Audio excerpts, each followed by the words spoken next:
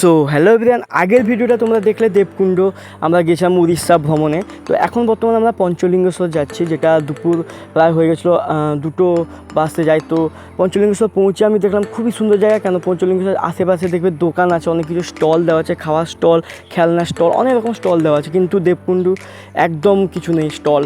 তো খাওয়া প্রচণ্ড প্রবলেম ওইখানটায়। দেবকুণ্ড গিয়ে আমি অবশ্য চান করিনি, আমরা ভাবলাম যে একটু পঞ্চলিঙ্গেশ্বরে চান করবো।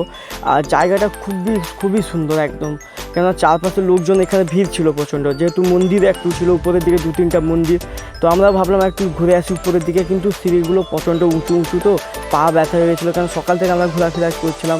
তো খাওয়া দাওয়া তেমন কিছু করিনি। তো এখান থেকে আমরা চান করছিলাম পঞ্চলিঙ্গেশ্বরের ঝর্ণা, ঠান্ডা জলে, ঝর্ণার জলে প্রচণ্ড ঠান্ডা। চান করেই আমার সবথেকে যেটা ভালো লেগেছে চান করাটা ঘুরতে গিয়ে, কেননা এত সুন্দর জায়গায় চান করা আমি ভাবতে পারিনি যে ঝর্ণায়ও চান করতে পারবো। তো চান করার পর ফ্রেশ হবো, ভাবলাম যে গাড়ি কিন্তু আছে আমাদের আরও নিচে 3 কিলোমিটার হেঁটে যেতে হবে।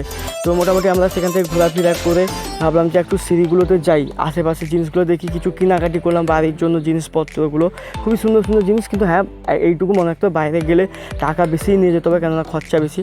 তো চেঞ্জ করে আমি ভাবলাম যে কাপড় জামা পাল্টে একবার একটু খেয়ে নিই দই বড়াগুলো, এটা উড়িষ্যার ফেমাস খাবার যাকে বলে। তো সেখান থেকে আমরা সোজা চলে যাচ্ছি আর একটা নতুন জায়গা, দ্বিতীয় পুরী যেখানে আছে।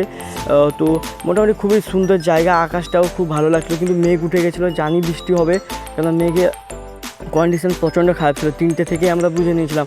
তো খাওয়ার জন্য আমরা চলে এলাম, একটা ধাম টাইপের ছিল, রাম মন্দির উড়িষ্যায়। তো এখানে প্রসাদ বিতরণ করা হয়, টিকিট কাটতে হয়, পার হেড টিকিট 70 টাকা করে নিচ্ছিলো। খুবই সুন্দর একটা জিনিস দেখলাম যে এইভাবেও আমরা প্রসাদ খেতে পারবো ঘুরতে গিয়ে। তো উড়িষ্যায় কিছু কিছু জিনিস খুব ভালো লাগলো, রাস্তাঘাট খুবই সুন্দর।